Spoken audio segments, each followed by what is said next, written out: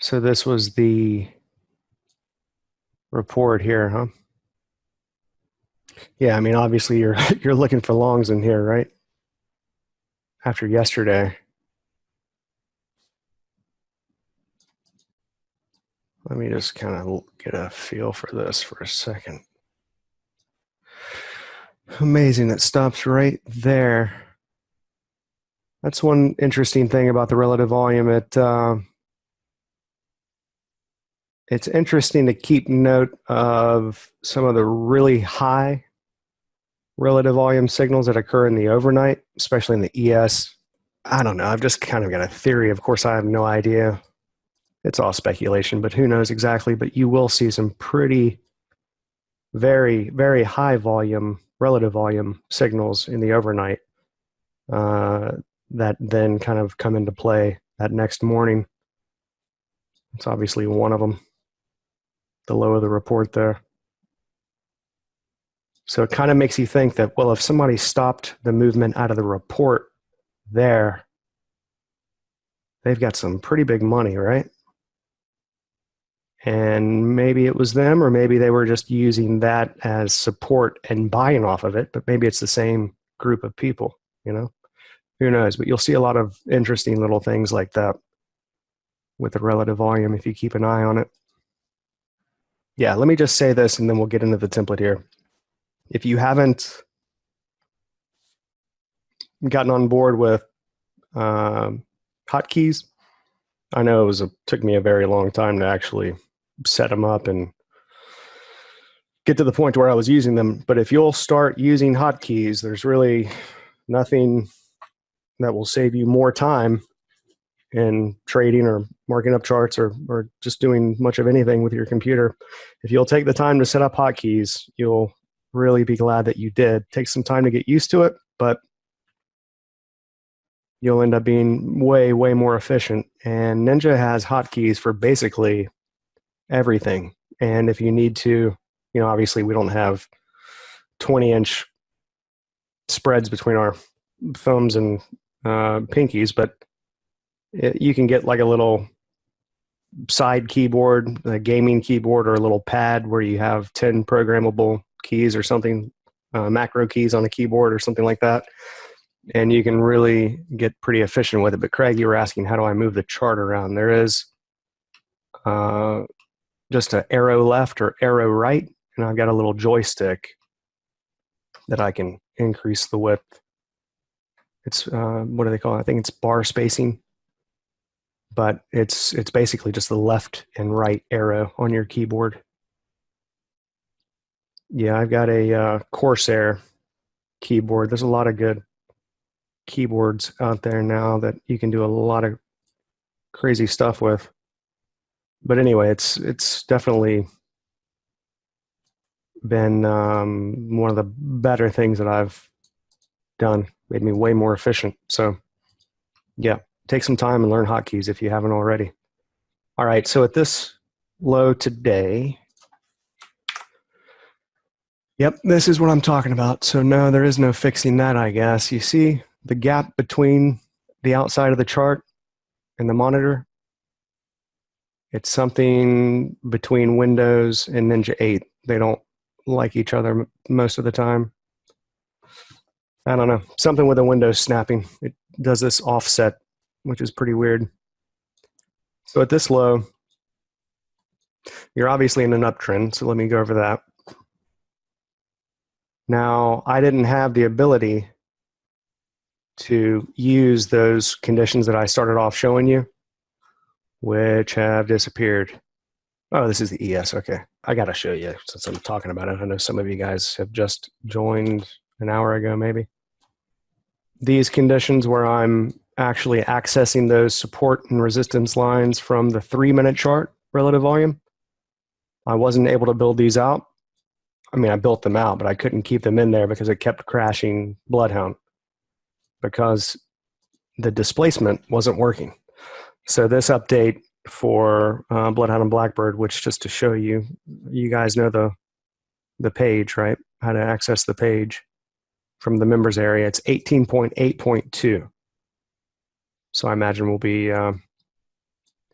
18.9 next week, hopefully, and it'll maybe sort out that multiple time frame issue. But I couldn't get very specific with some of the stuff that I was doing before, so I added in these super trend indicators. There's a guy, I know most of you know him, but I used to know him pretty well, but I haven't had time to even talk to him anymore. But he's Harry, German guy. He's on Futures IO, Fat Tails. Super nice dude. He's do anything for anybody, but he's put a lot of work into a lot of indicators that he's put up on Futures IO. And if any of you guys know anything about programming in Ninja 8, moving from 7 to 8 has put about half of NinjaTrader vendors out of business. Because, well, this is according to a few guys that I've talked to. I mean, I don't know for sure, but the amount of time and money that has to go into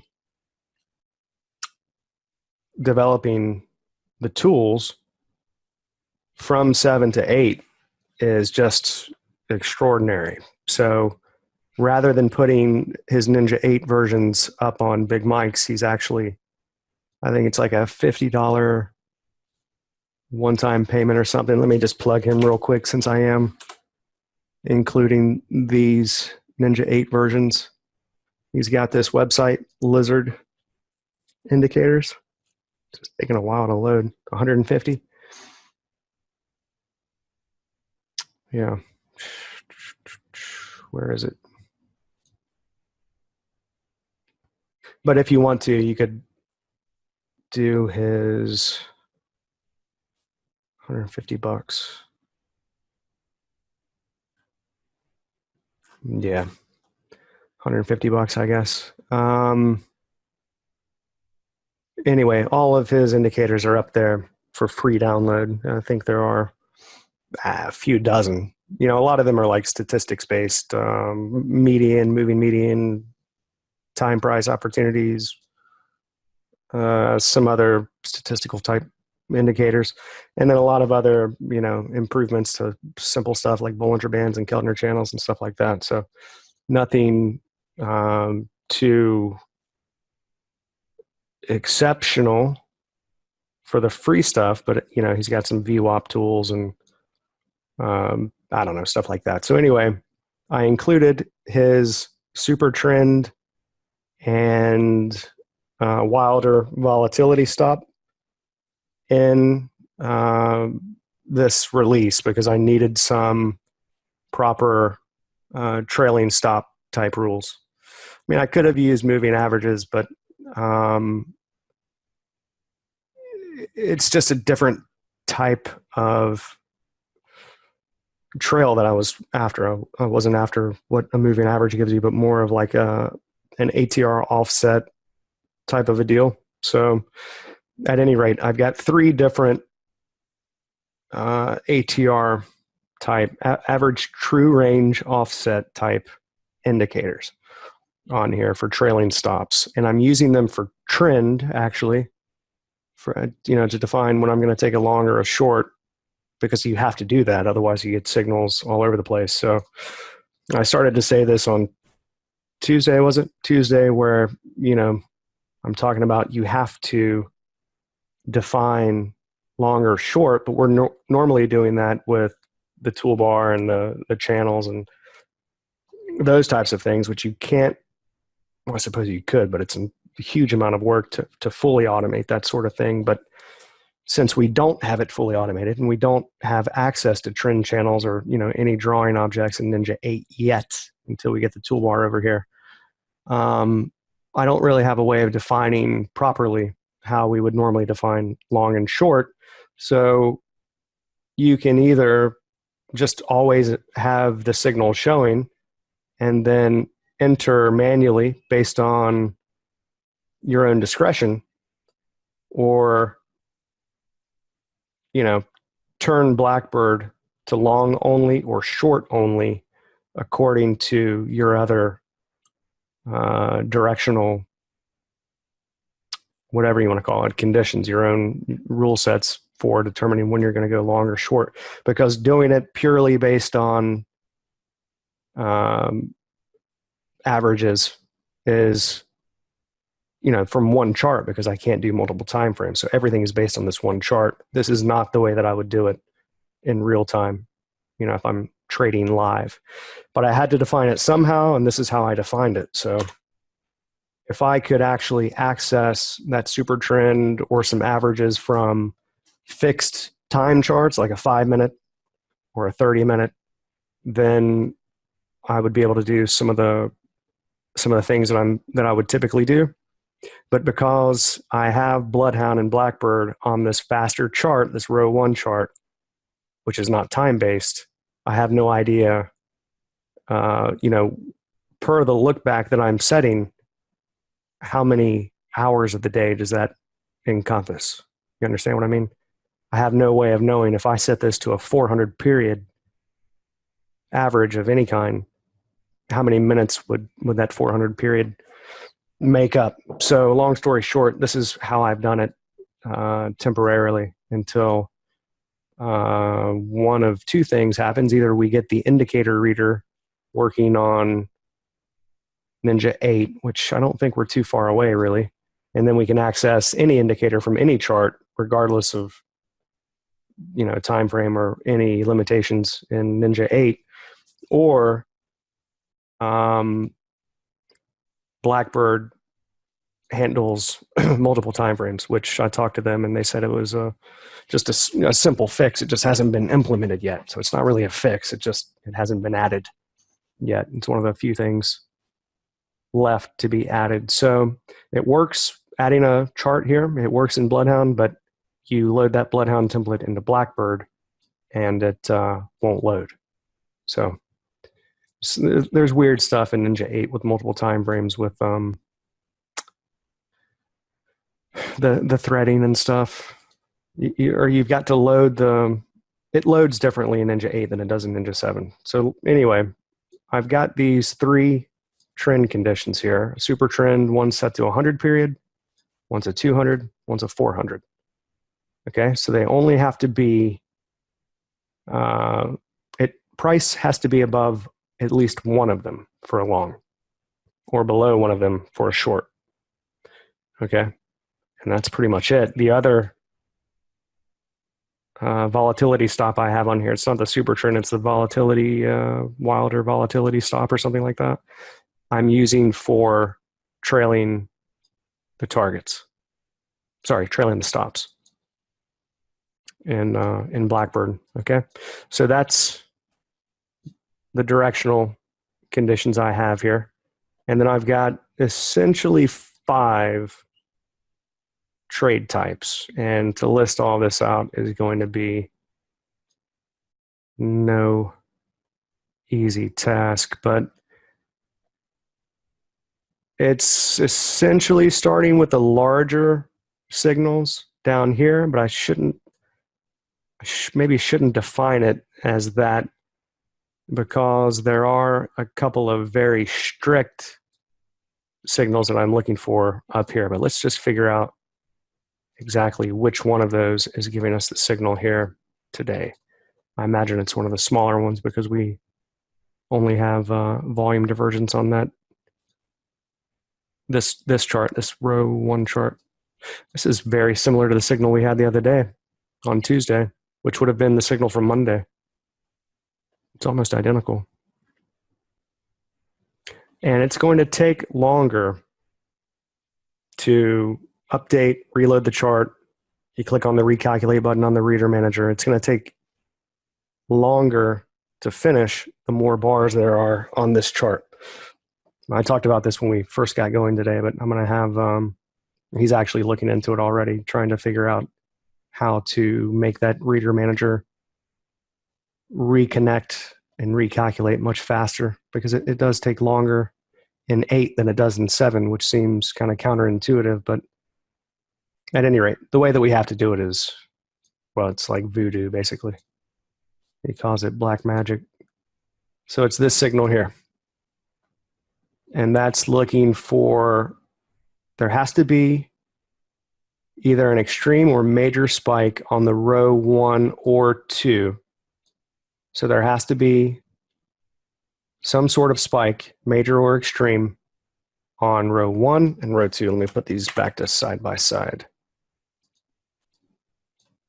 All right, so row 2 there. Yeah, that's this one. So you've got this big selling climax here.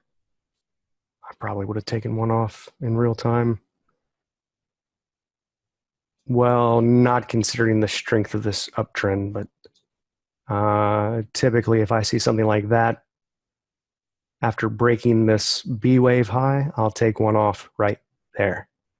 So that probably would have been where I might have taken half off. But anyway, it's looking for, again, some sort of spike on the row 1 or the 2. Doesn't have to be both, but one or the other. So or means either or, the green nodes, obviously. I mean, simple stuff, but until you work with this sort of thing, you don't necessarily know. Green means either or can be true. Orange, yellow, and means they all have to be true. Everything going into this has to be true. Okay, if an or is going into it, then either one of these two, so either an extreme or major spike on the row 1 or 2, and then here, I've got to have a 2-bar pattern from the row 1, 2, or the tick 1. And I've got it here on the row 1. So that's a volume divergence with a 2-bar pattern. That's not too common, actually. Huh. That's pretty cool. It's kind of close to not quite being allowed. Yeah, it's still a volume divergence, but especially by the time it finished, it's very low volume at the end of it there. So, yeah.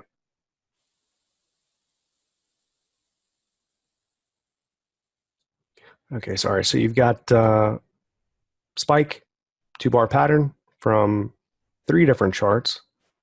Tick 1 doesn't really have anything but volume divergence there.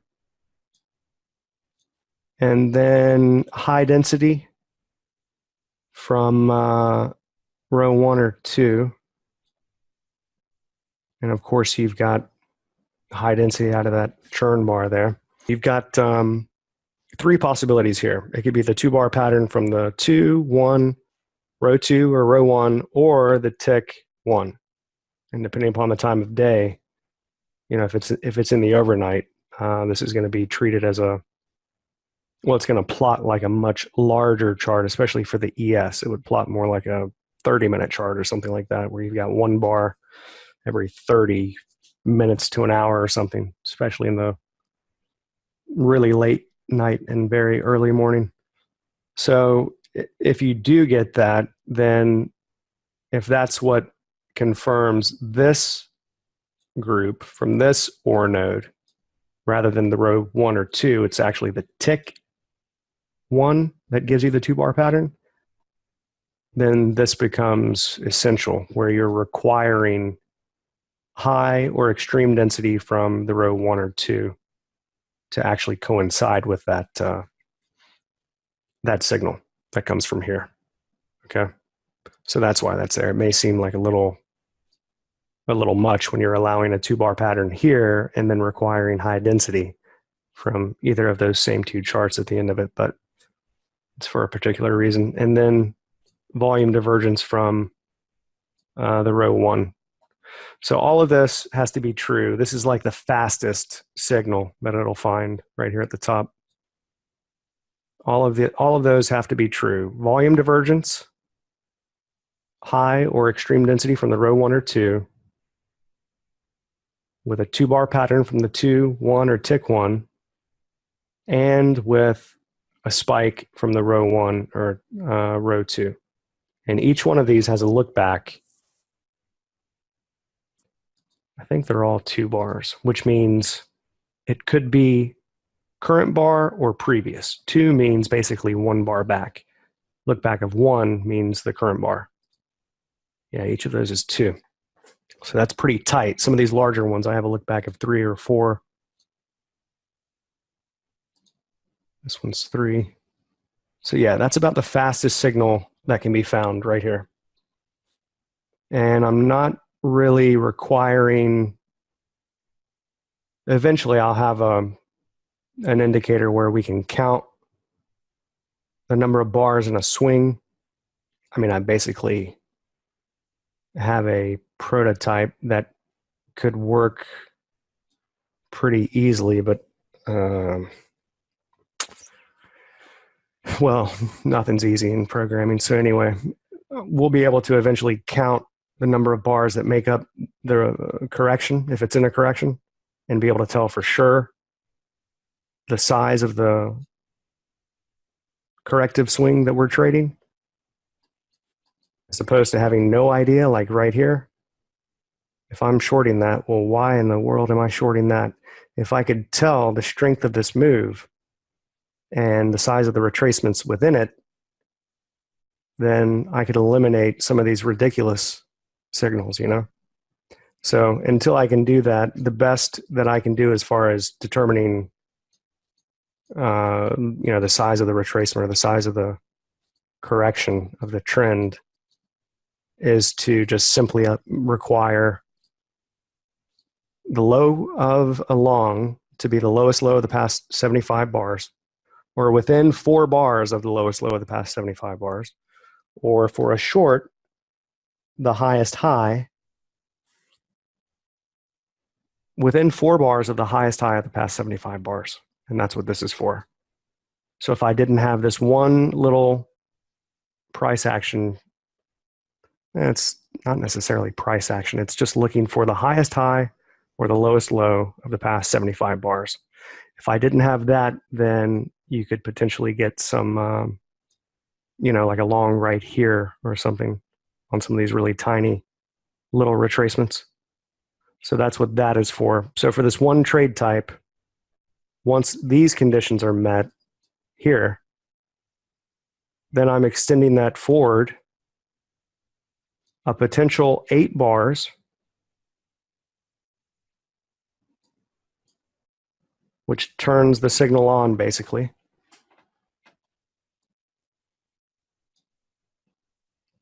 See, that short is disallowed, but yeah, that's what I mean. That would have been a good place to take one off. Not in this case because it kept going straight up, but that's such a huge amount of volume and such a massive couple of extreme churn bars there that there were some signals on some other charts, enough so that you're getting a signal from one of these. But yeah, it's not allowed because obviously you're above every single super trend. So anyway, extending that for 8 bars and then requiring that it also be lowest low of the past 75 bars or highest high of the past 75 bars, and then including the trend, and then requiring that the bar actually close above its open. Okay, so that looks like this right there. So the first bar that I would get the signal on would be the last up bar before the final down bar, right there on this bar. So now that I can use the comparison solvers, I can actually require some better price action conditions, like what I had before I figured out I couldn't use those displacements. Was I had for a long, the high actually had to break above the previous high as well.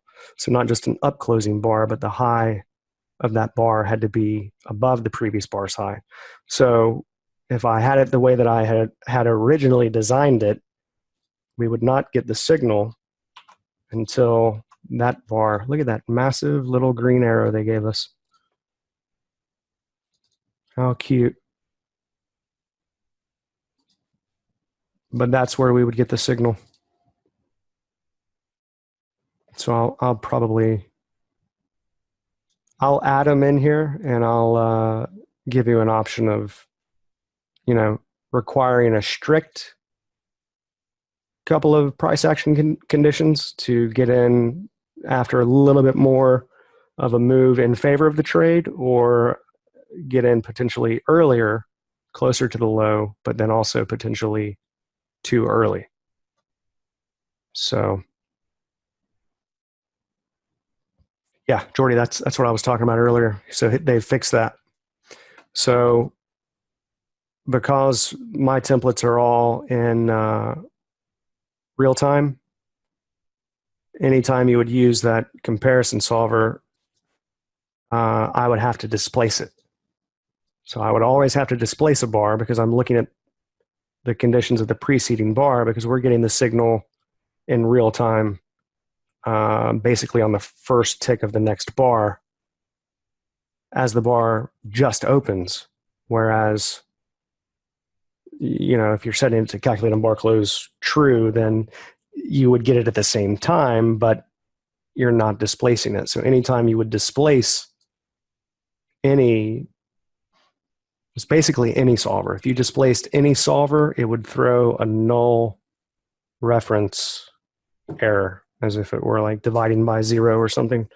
So they fixed that, and yeah, now we can do any of those displaced kind of things. Yeah, it's fixed.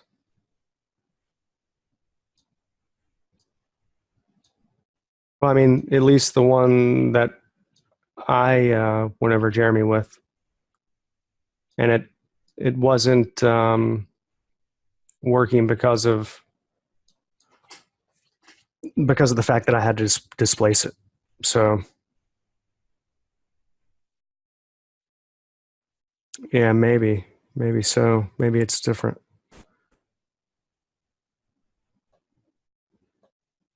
Let's see. I don't have any other comparison solvers in here.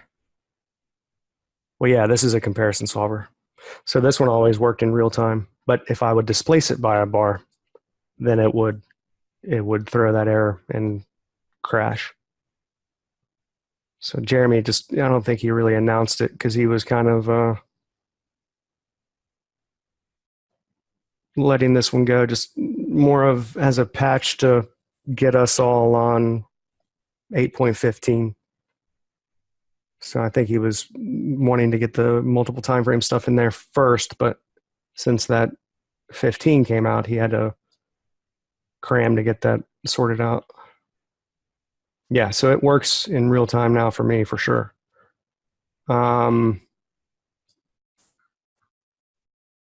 Yeah, what time is it? 7? Rather than going through some of those, this is probably getting monotonous. Let's turn Blackbird on here. I'm almost putting myself to sleep. All right, I'm going to download some replay data. Replay is a lot of fun now because it takes forever to get to the point to where you want to start, but we're looking into a way to not have to load. Essentially what it has to do is it has to go through every single tick from however much replay data you've got in your history up to the point that you set as the starting point. So it's got to load all of those ticks one by one. And when you've got 8 different charts and some of them are using tick charts, then it can take a while. So I think it's not a supported thing, but we're going to figure out a way to make it where Volume Analyst doesn't process any ticks while it's in that mode, while it's kind of zooming through them in Market Replay. And then once it gets to that point, then when you press play, it'll start calculating ticks again. So I'm not sure exactly how we'll do it, but evidently it can be done. I'm just not sure how it's going to affect some of those historical signals. I think it'll probably be fine. I mean, the worst case scenario, you would just have to reload all the charts, but I think we'll be able to figure it out. So replay will become more manageable, actually usable. Because right now it's just really upsetting. It can be frustrating if you don't know how to finagle it to make it work. Okay.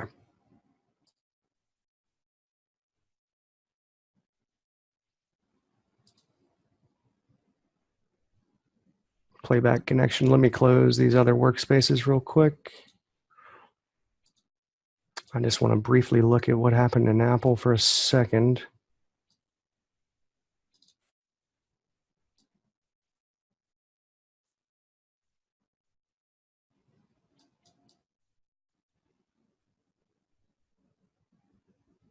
It was pretty significant there, 1,500%. A couple of churn bars at the high.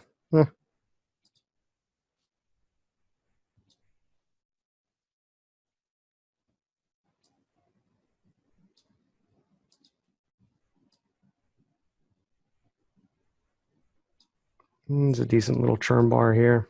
I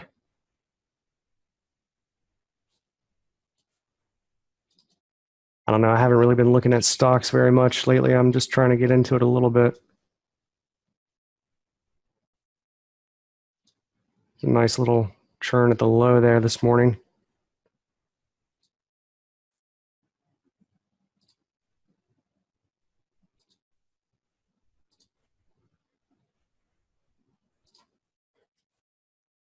Naturally. Cool. All right, I'm going to close this one.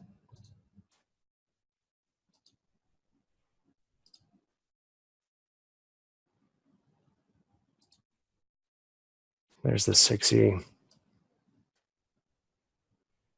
Huge 2-bar pattern at the low this morning. 3,800%.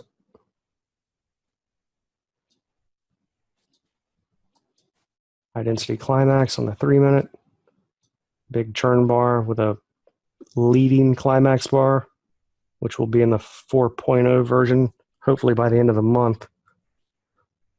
Way more work than I ever thought it would be to do this next round of stuff I want to do. But man, look at that. 6E looks pretty amazing today. Huge 2-bar pattern here. Another one here, and another one. This is kind of different. This is the churn and then the climax, like Bob was asking about. All right. So I just close all the instruments that I'm not running. I used to try to do a couple of instruments at a time, which I can do in 7, but in 8, it's a little time consuming. Here's the pound.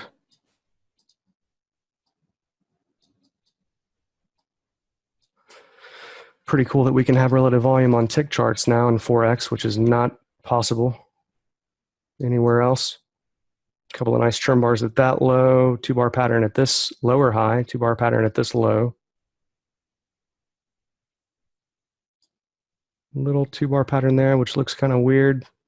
So it's on the verge of being a volume divergence, but not quite. If I allowed major spikes, it might be. I don't know. There it is. Yeah, look at that. Bam. Volume divergence at the high, 2-bar pattern at the low. Just tick charts on 4X with relative volume. Pretty amazing. Nice low. Sheesh.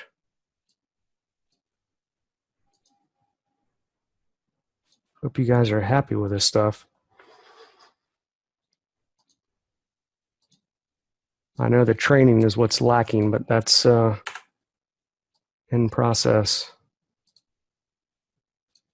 All right, let's do this.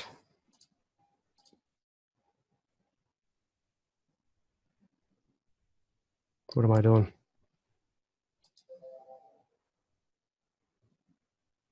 Okay, sometimes this thing just frees up on you and you got to restart.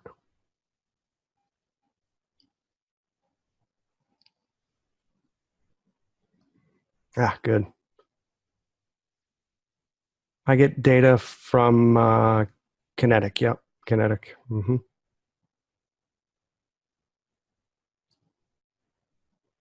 Yeah, I know there are a couple of feeds that give some real volume data, but I think I don't know. That could be good and bad. I mean, it's limited, right? It would be limited according to one or two brokerages, or I don't know.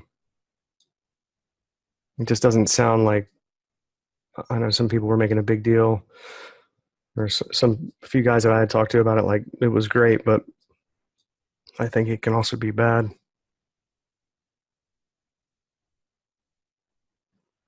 Yeah, you're getting some data, but is it the right data? I don't know. All right.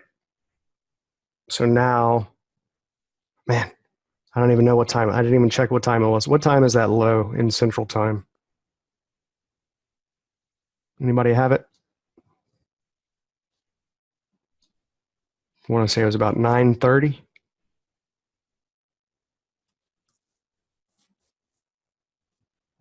10:30 Central.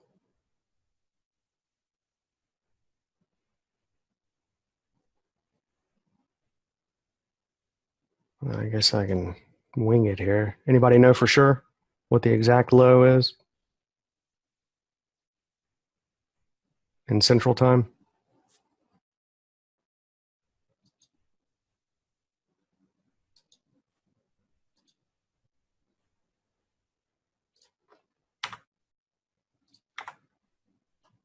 All right, I'm just going to go for it then. Nobody knows.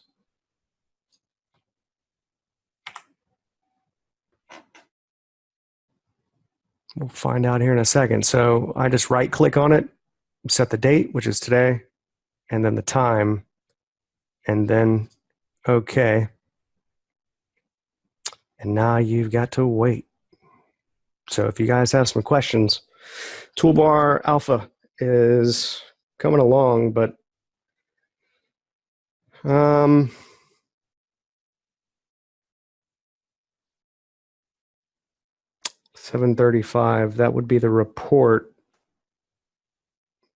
So I'm going to 9. That's probably too long. It was about an hour after that report, wasn't it? Maybe half an hour after the open. Yeah, 9 o'clock's probably fine. Yeah, toolbar for Ninja 8. What we're doing is releasing the import export system with it. So it's probably going to be about another 10 days. Okay, we're there. It's caught up. So now where I go from here is to add Blackbird, but I don't need BloodHound on the chart if I'm going to add Blackbird here. All right, so hang on, let me show you. If you remove BloodHound, I'm going to cut this part.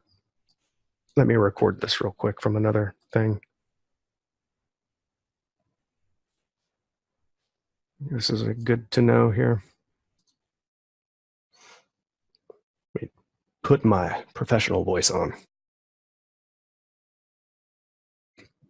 Well, I don't have one, so let's just do it.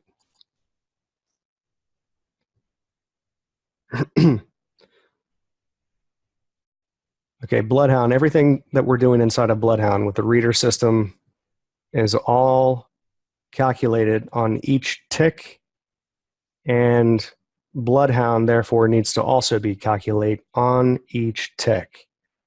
And you might think that that slows NinjaTrader down, but it really doesn't. It's not a huge amount of processing power. The only thing that does take time is when you have, at least for now, until we figure out a more efficient way of recalculating the readers from the reader manager. But for now, it does take a little bit of time to reload and recalculate all of the readers inside of BloodHound if you have a lot of bars on the chart. But if you only have 5 or 6 days on the chart that BloodHound is on, it loads up pretty quick. But setting it to each tick, to calculate on each tick, is what you have to do. And it's not a negative like some people may think it is. And you can set performance to throttle the incoming ticks, which is really good for the ES, and it will process no more than 5 ticks per second, which is 1 every 200 milliseconds, which is still pretty fast. I mean, you could set this to 2 or 3. I think 5 is fine. 5 is fine. 5 ticks per second. And that will definitely catch any signal that's coming out of any of the charts in the readers. Okay, so what I do, I set it to calculate on each tick. I actually put BloodHound on the same panel with the volume analyst and remove the label.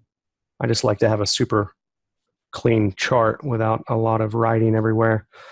So just starting from the top, obviously the template goes here. I don't know why it shows the name of the drop-down tab. It's probably just a display bug. But all of our templates inside of BloodHound are in this Trade the Plan folder.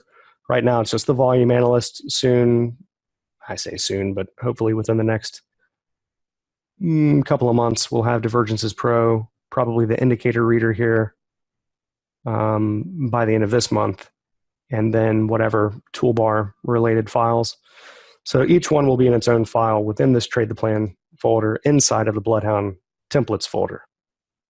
Okay, so you load the template per the market, which in this case is the ES, and then depending upon whether you want it to backtest with for historical signals or real-time signals. There's one for real-time, one for backtesting.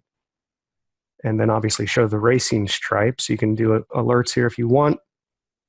Don't mess with any of this stuff. Calculate on each tick is the most important thing, and then you can throttle it, like I said before, if you want. And I turn the auto scale off so the lines just chill out there around 0. It would be nice to be able to set those to transparent, but we can't. And then I set the color to green instead of that lime green. Can't really see the lime green on the chart.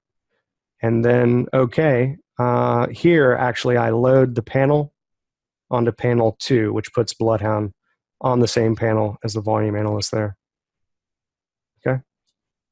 And then I turn the price markers off so I don't have a bunch of little prices or whatever the values of that scale bouncing around over there. And that's it. So right now I'm actually going to remove BloodHound because I don't need it when I'm adding Blackbird. And now I'm going to add Blackbird to the chart and set it also to calculate on each tick. Oops, it's already there. I'm going to remove that instance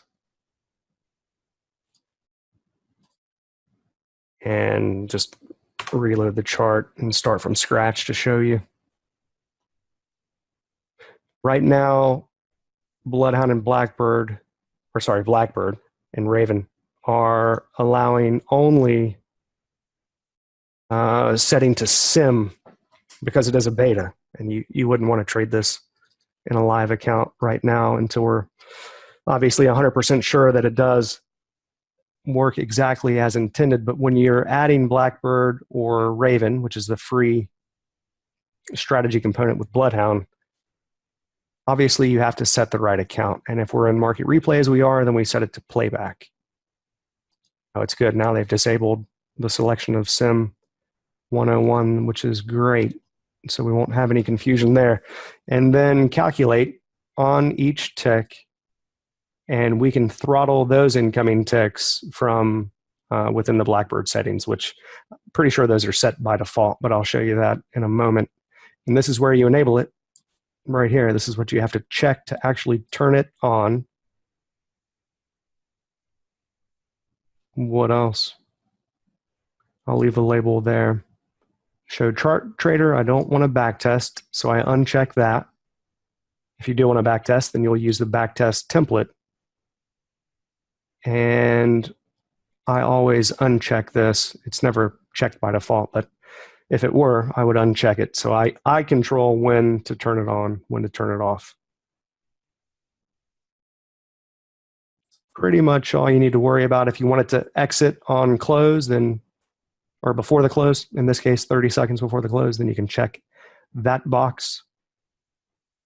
Entries per direction.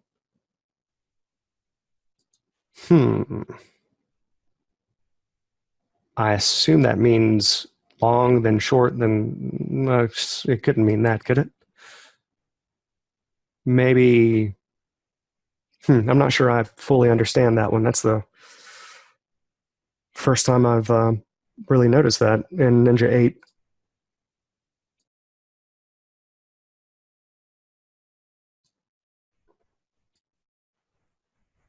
Okay, well, what else? Good till canceled is the way that I set mine. I don't actually let it exit on the close, but most of you guys will, I imagine. And if you're doing back testing, then obviously how you're handling the filling of those orders, if you want to include slippage or fill limit orders when they're touched, which is really to be cheating a little bit if you check that. All right, so it's enabled, and I click OK. After I load the template, of course. You could actually load it onto the chart and enable it and then load the template afterwards. But so we're going to do this in real time.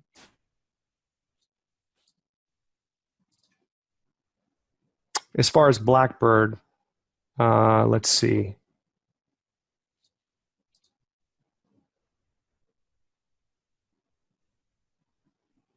Yeah, I didn't. Right now, I think it is only real time. Well, no, I'll show you inside of the template. It's just one little solver or one little function node. Okay, I'm enabling it. And now it's loading. There it goes. Pretty amazing that we can even do this at all. Okay, so what I can do here is then actually open up indicators, because I have Blackbird loading BloodHound onto the chart. And just to show you real quick before I make those changes, let me show you where those settings are to load the BloodHound template. I don't have to show the BloodHound template that Blackbird is using, but if I want to, then I open up the order settings. This is the entry template here. Entry real time. So there's one for real time. There's one for historical, which would be to do a back test. I'm actually going to split these out and make them separate BloodHound and Blackbird templates. So it's not as confusing and maybe just a little bit lighter. So rather than having this drop-down menu, you'll just have an entry and an exit. One template will have the real-time settings. One template will have the backtesting, which I'll name backtest instead of historical, so it's absolutely obvious. So we have inside of this, we have the rules for the entry, which obviously is the entry template, and then the rules for exits. When one of these exit conditions are met, then it will close the trade. And this is where you can show BloodHound on the chart and show the racing stripes. Okay, so if I'm showing the racing stripes and showing it on the chart, then Blackbird loads this instance of BloodHound as an indicator in the subpanel. And what I'm going to do is right-click on the chart, open up the indicators. There's BloodHound. And there I can change the color to one that I can actually see. And it would be nice if they would add in the subpanel, that I can put it on top of the volume, but we can't do that as of yet. So then I click OK. It's pretty cool now. The charts, the way that the threading is, the strategy's on one thread, indicators and the data's on another, and you don't have to reload the strategy when you reload the indicators. If I F5 the chart, then it's going to reload everything. If I just add an indicator or remove one, then it's only reloading those indicators and the data, not the strategy, which is pretty cool. Okay, so now once that's on the chart, then this is the drop down to select what I'm going to view here. And I've got entry real time. Let me open this up. This is not the right one I want to be using right now. This is the one I want to be using. Yeah, so I do have them split up here, real time and back testing. But there are some changes I have to make for you guys. Been working on these quite a lot over the past, well, at least 5 or 6 hours a day for the past few weeks, but especially over the past 10 days or so. So there are some other conditions that I've added into crude that are not in this template yet. And now that we have the displacements and the comparison solvers all functioning properly, I'll add in those other price action conditions. And you guys will be able to choose, what you want to require. If you want to wait for it to turn up in favor of the trade a little bit more, then rather than having those in separate tabs here, I'll just have them as separate little blocks that you can attach. So you'll have to learn just a little bit, but I'll have all this clearly defined for you, and it's not that difficult once you get the hang of it. Okay, so that's on the chart, which means I have to reload because I added a new template, new BloodHound template.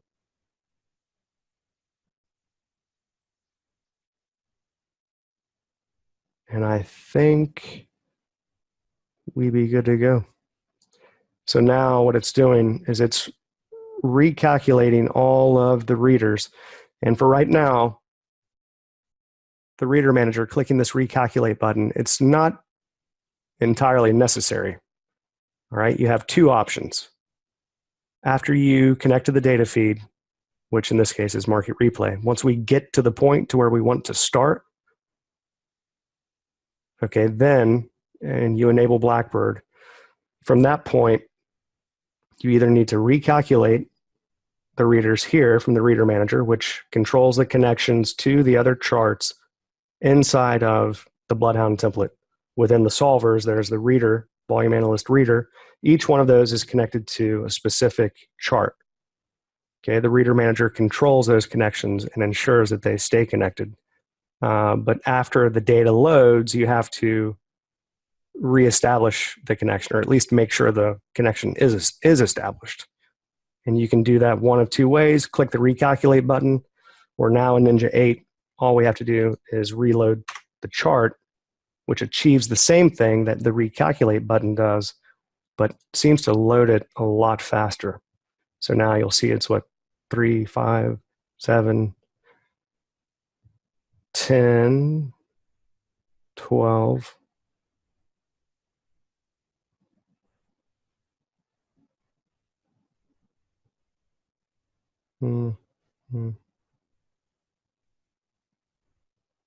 maybe 30 seconds total. Not even 20 some odd seconds. Okay, but occasionally, well, not occasionally, but sometimes when you click on the recalculate button instead, it may take half again longer, which I don't know, it seems like something is weird there, but it's a different method we had to use in Ninja 8 than Ninja 7, so we may just make it to where the reader manager in Ninja 8 just allows you to control, the properties and whatnot. But yeah, we may just handle, depends on whether he can figure it out or not, and I'm sure he probably will, but if he can't, then we'll just make the recalculate from the reloading of the chart and scrap having to use it altogether and just use it for developing the templates. So anyway, now that we're enabled, everything is definitely connected because the reader manager tells us they are all connected, which is wonderful. See, each one is connected to a unique chart and a unique data series, which gives us the different types of signals. And that's all within the BloodHound template. And then there are some readers inside of the conditions within the trailing stops and targets inside of Blackbird. And we'll go over that next time. So let's turn this thing on.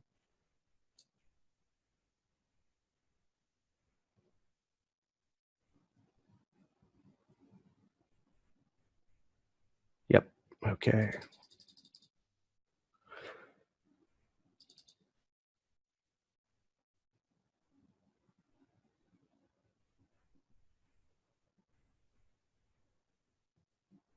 Not sure exactly when this fires, but I think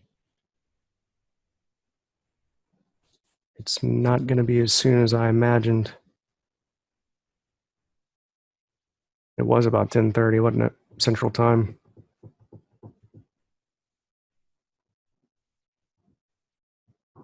All right, well, we'll see what happens. It's set to 500 times speed, which is really not true 500 times speed because we have so many charts that are accessing tick data.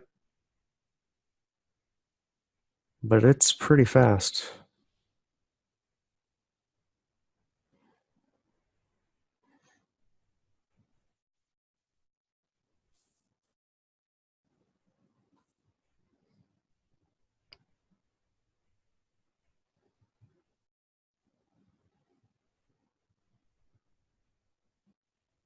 The minute charts, huh? Mm-hmm. Yeah, you've got three types of data: tick, minute, and day. Probably know that, but anything that's not a minute chart will be built from tick data. Well, other than a day or a week or a month. Yearly, quarterly, monthly, daily charts, they're all built from day data. Then any minute chart is obviously built from minute data, but any other exotic type bar is built from tick data, which means it has to load a one tick data series to build the bar, which is pretty heavy data. But Ninja 8, obviously handles it much better than Ninja 7 did, but it's still pretty heavy.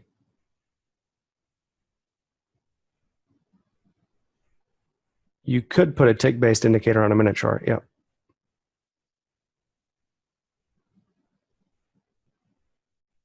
Well, only for a specific type of indicator do you need that tick replay. That's the easy way of doing bid ask or volume profile type stuff, is using the tick replay. The better way to make it so that you don't have to use tick replay and have to load a one tick data series on, let's say that you wanted to put a bid ask type data series indicator, whatever, on an hourly chart or a 30-minute chart that had 30 days on it or 100 days on it. If you set that chart to tick replay, if you enable tick replay on that, it has to load that one tick data series for the entire duration of that chart.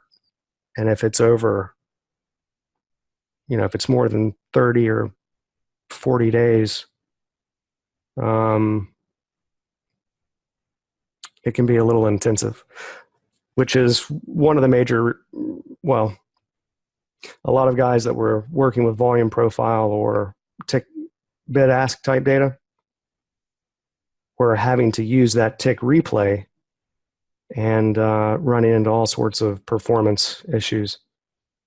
So to get around that, it's pretty elaborate programming. which is what we've done with this next addition that we're putting into the volume analyst with the bid ask data. Am I messing up here? No, it comes down from here, I think. Yeah. Yeah, because what I want to be able to show the bid ask data on, say, this 30-minute chart without having to enable the tick data. Wow, that's a pretty good looking high.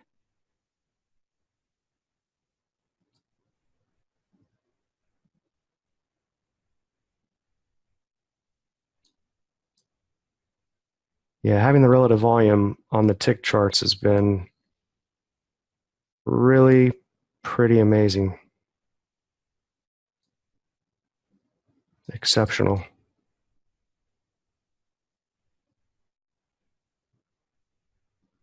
Okay, now we're coming down.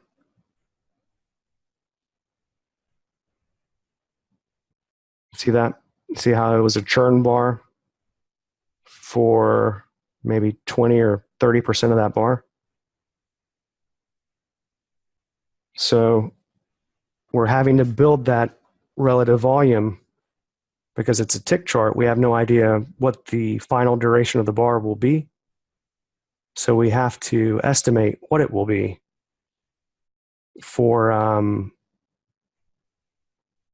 the first, what is it like? Well, I'll kind of explain it to you. I've got a little bit of time here as it comes down now.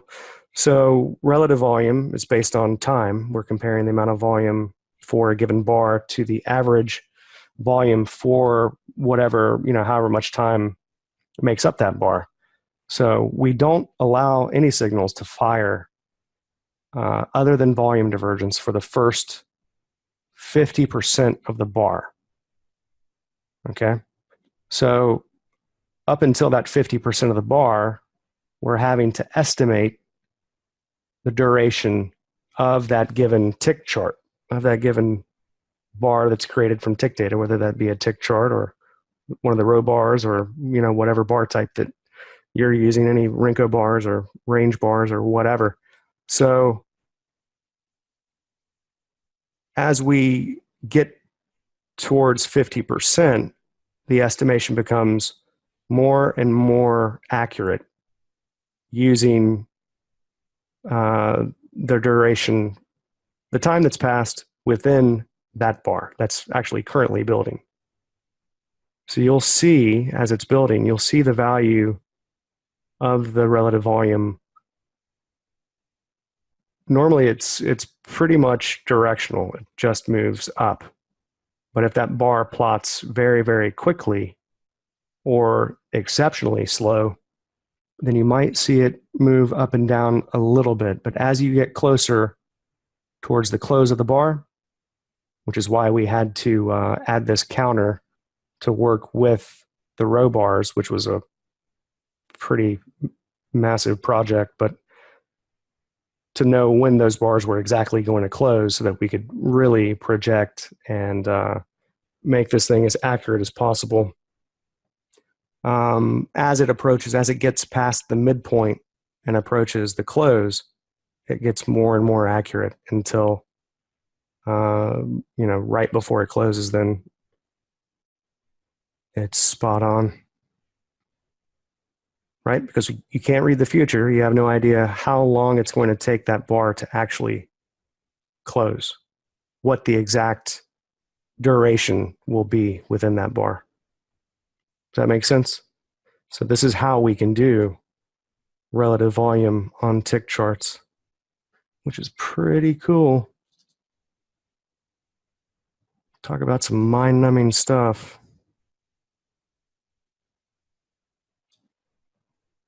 And then, of course, each of the each of the signal types is range dependent as well. So there are multiple conditions for each. Range is one of them. So if the bar gets larger, then what may start off as a churn bar temporarily may end up turning into a climax if the volume just keeps right on increasing and the range keeps increasing as well.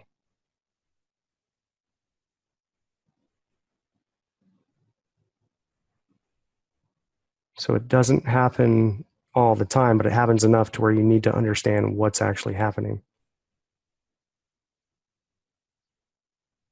And you can make it to where the signals don't plot at all until just before the close of the bar by setting this property, which I'll show you. Let me see if I can just pause it and show you that now since I'm talking about it. But what I'm describing to you, when the signals are allowed to plot, begin to be found, is all controlled from right here, this one property. So I've got it set to 50%. You could set it to 75%, and you would see a lot less of that if it bothers you. I don't know why I would, but I mean, you know, if the signal is occurring, if you're getting it, then at the time, all the conditions were met, and it's true. But like I was saying earlier, with the way the bars, how we're at the mercy of this sort of random input, which determines when the bar opens and when the bar closes, you know, there's no getting around that. You have to set the bounds of when the bar is going, how the bar is going to build, when it opens, when it closes. So the fact that you're allowing it to build those signals in real time would be sort of similar to having maybe a chart at half the size, half the duration, where you would be seeing the signal from a smaller chart as it's building in real time.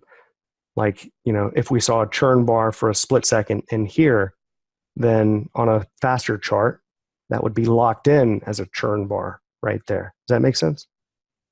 So if you want to eliminate some of that, you could set this to maybe 75%. So that's a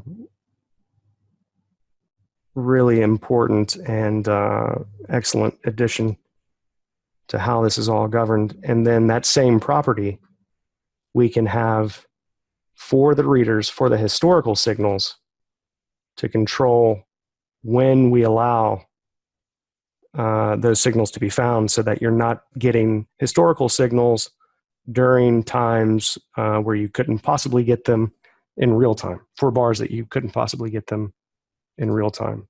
So all of the charts, all the readers that are accessing the chart that BloodHound or Blackbird is on will be set to 0, but say the 3-minute chart, those will be set to 50, so that you can't get the signal from the first half of that 3-minute bar. Now that's a little complex what I'm going into there. Let me just turn this back on. And there you've got what was an extreme churn for maybe a quarter of the bar. Okay, and now you're coming down. I think we get the signal right there. Yeah. So what just happened, one order went in at market, and the second order went in at 1 tick limit. So the limit goes in for a buy, it goes in at the bid price. So 1 tick below the market, 1 tick below the last fill at the market.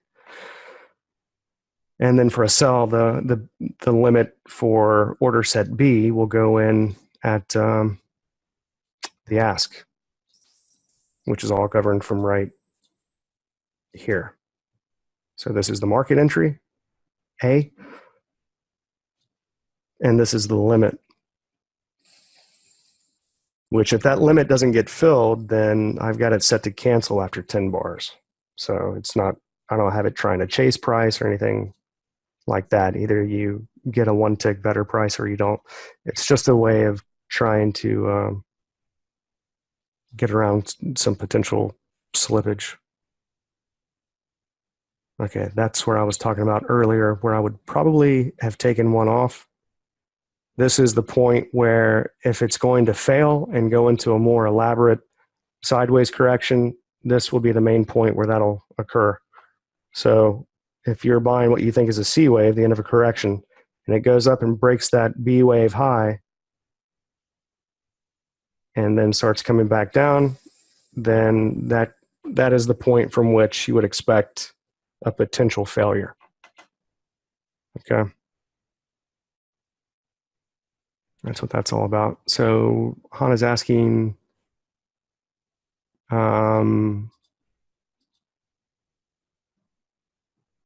intrabar relative volume starting pre-painting, what kind of bar to expect, and reverts at bar close to the actual result? Yeah, or not necessarily reverting, but between the time that it starts calculating and the time that the bar closes, it can be, you know, all of those inputs are still growing. So total volume is growing, the range of the bar is growing, and they're not completely final until, well, the last couple of seconds of the bar.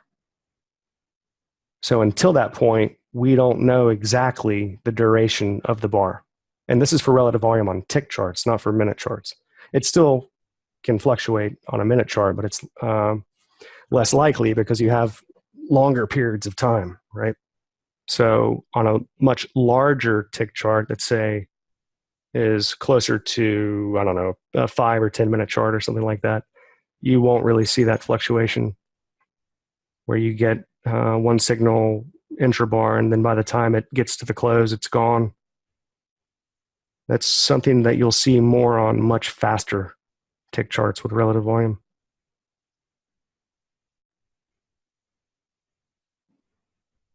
But yeah, we have to estimate what the likely duration of the bar will be based on the past couple of bars and based on the average time for that bar over the past couple of days. So there's a couple of inputs. And then as the bar is growing, and let's say we're at 25% of the duration of the bar, then we're looking at how much time elapsed from the start of the bar to that 25%, and including that in the estimation. And then at 50%, and then at 75, I think 6 times within the bar. So as the bar builds, it's getting more and more accurate. And that's just for the, you know, the relative calculation, because it is times specific, time dependent. Pretty sure I changed the color of that signal, didn't I? Hang on a second here.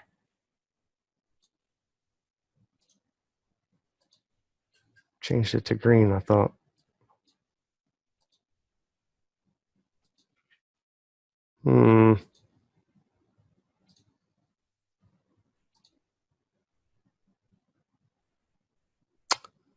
Well, I guess we'll see right now. Maybe when I start it back up, it'll change back. Didn't I change it to green? I swear that's hard to see. It's almost like there's a, I don't know what it is, but Ninja 8, it looks like it puts some sort of a filter over the chart. The colors in Ninja 7 are not the same colors in Ninja 8.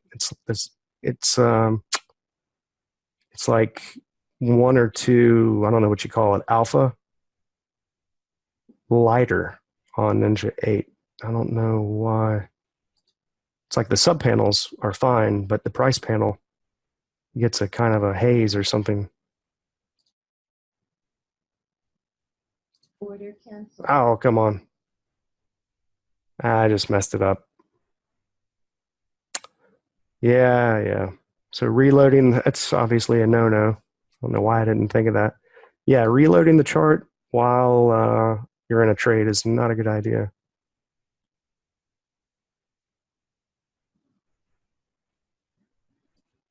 But still,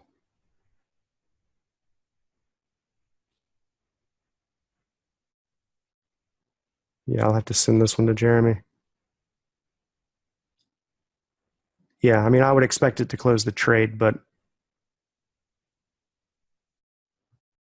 there might be something to that. Yeah. Well, anyway. So we'll do this again Tuesday or Wednesday. I'll let you know on Monday. And then we'll spend all the time just on Blackbird now that I've gone through some of the details. If I've modified any of the templates, I'll go through them a little bit more. What you have is what I have. The only thing that you guys don't have, I think, Amit was asking me for the workspaces I have, but the workspaces I have are the workspaces you have. The only ones that I didn't send would be the 6E, but it's not complete. I mean, I have the charts on there, but it's not. I don't have the Blackbird templates for it yet. You want to wait, or you want the 6E workspace right now, or you want to wait till they're complete on Monday? I'll send it now if you want it. It's just that one workspace for now, though. Let me do this. Let me go over the site just a little bit because I am modifying the layout. I'm going to put this recording with the other one right. For those that own the volume analyst, it'll go here.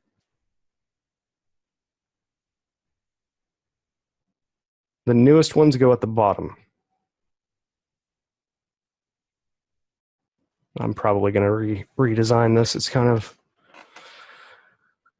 ridiculous, and we're still missing a lot of content here, but it's getting better at least. And then those that own the master suite, depending on whether you're pro or ultimate, will go right here at the bottom here.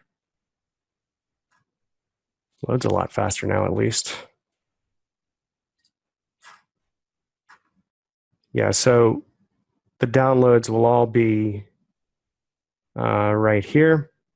So this is coming together nicely. The issue with this is we've got so many different little packages and, well, not necessarily packages, but different whatever, indicators, algorithms, that a lot of these different pages share the same content. So I've put everything into templates now, which makes updating and modifying just way easier. It was a little bit difficult to set up, but it's going to save me a huge amount of time in the future. So it's going to get nicer and nicer over the coming days for sure. When we send out the update on Monday or Tuesday, if you pay attention for a second, because this is kind of a big one, it's pretty well explained here, though. So if you save an indicator template in Ninja 8, so if I modify the settings here, I change any of these values and then save the preset. I don't know why they're doing this, but if you save the preset, it's getting stored in the UI, in the user interface file, which is just so problematic. But rather than saving indicator templates, which they have a folder for, I mean, it makes this folder obsolete now. I don't know. Rather than doing that, they're saving those settings into this UI file.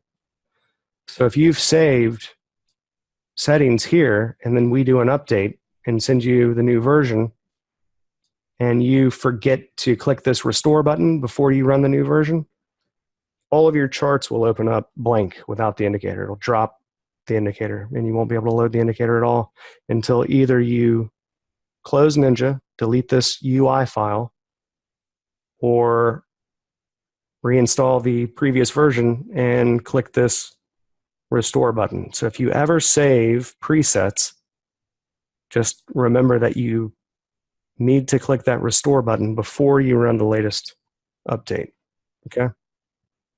Otherwise, you'll have to delete this user interface file.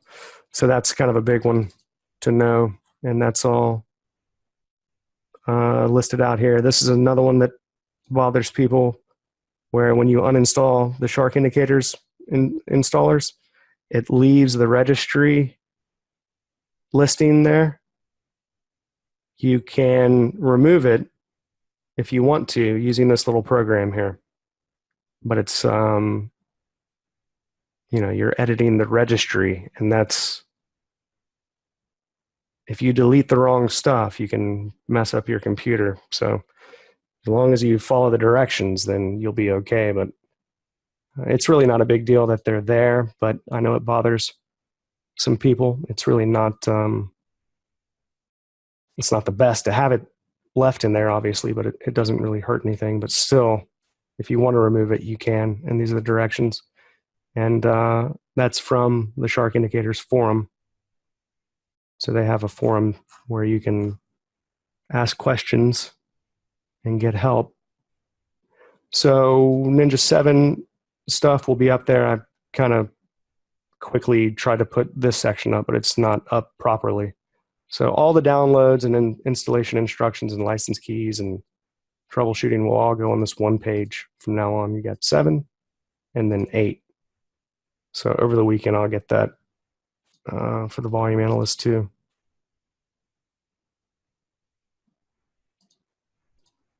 Right now, they're still split between 2 pages.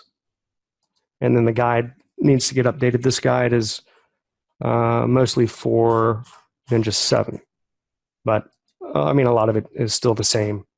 It's just you have access to more in Ninja 8, and Ninja 8 does the relative volume on the tick charts. So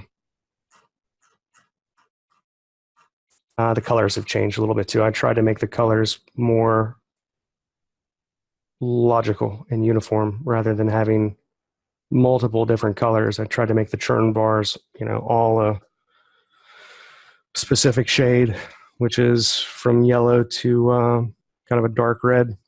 And then the churn or the climax is from darker blue to cyan. So rather than a green and, you know, all this other stuff. So it's a little bit more uniform. I think it'll be better. So this guide is going to be pretty huge by the time I get it all in there. All right, you guys have any questions? And I'll send you the link to probably, it'll either be Tuesday or Wednesday that we do the next one. It depends on when we can do this next update, if we're going to include the change for the reader manager.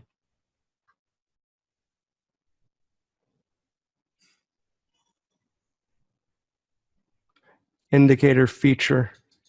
I missed what you were saying, Vadim, about the removal of the registry thing. The installer. Indicator feature. I'm not even sure what I was talking about now. Oh, the preset. Yeah, I'm gonna I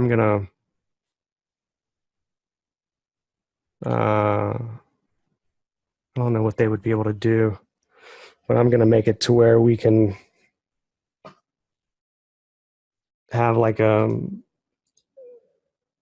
not an easy edition. It's a pretty elaborate edition actually, but to have a property where you can click on a button and then select the folder where you want to save it to, and then a save button and a load button where you can save presets and then load a drop down of presets that would show all the available presets that you have in the folder, which will probably be here at the top. I was thinking of doing presets for different sections, like one preset for volume, divergence, one for climax, one for churn, and then one for options and parameters. So rather than one preset for everything, presets for different sections. Yeah, I would think that NinjaTrader would have that on their list. I don't know why it's implemented the way that it is, but it seems like it's not, that it hasn't been implemented. Either it hasn't been implemented properly, or they're just not done yet. But yeah, it seems like something's weird. I don't know. Yeah, right. You can only do it through the chart template for now, which for me is really fine since I have different settings for different charts. So for now, it's okay. But yeah, you just need to know that.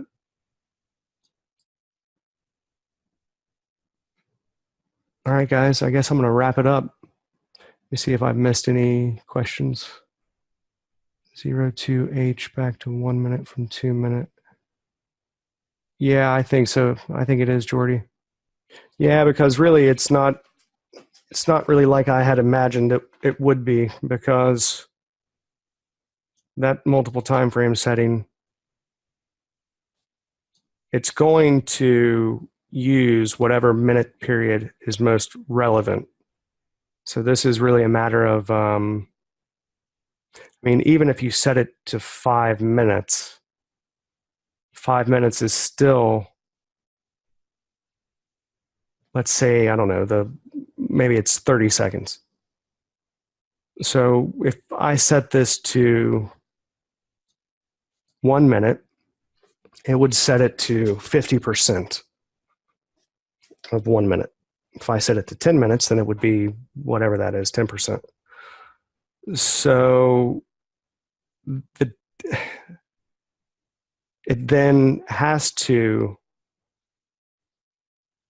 do an average of the volume for the preceding days. So it's doing that volume from those preceding days based on that. And really anything between 1 and 10 is a lot more similar than I thought it was. And if you increase it too far to 10, and then you end up getting a bar that plots, you know, near the close or a report or an open or some consistently high volume period or whatever. If it's too high a value, then you're going to get a kind of a gradual, almost like an averaging up to a point, like up to the midpoint of this period, wherever that's occurring within the series. It's kind of almost hard to explain, but it's just as good and accurate if it's 1 minute as it is if it's 2 minute. But if it's 2 minute, you'll have more bars that are less accurate, as it were. So it's really tricky stuff, but there's still a couple of things with this that I don't quite like, and I'm redesigning this before, well, we're at least redoing it. So it may not be a complete redesign, but it's going to be revamped and just kind of gone over a second and a third and fourth time until I'm exactly sure that it's working the way that it should, because there are so many different ways that we could do it. And at the end of the day, you still have to project and estimate in real time how long the duration of that bar is going to be. And you want it to match up historically with real time. So it's a really, really tricky bunch of condition or calculations and whatnot. But yeah, 1 minute is better. We used to be able to hide the bars in the indicator panel. Can't you? That would be to uncheck this one. And then I think you have to set this to same as input series. Let's see. What did I do? Oh. It's the lower panel objects throwing it off. Now, if I uncheck auto scale, yeah, it still works. It's this option here, show indicator plots. I don't think we changed it. It should have always been show indicator plots.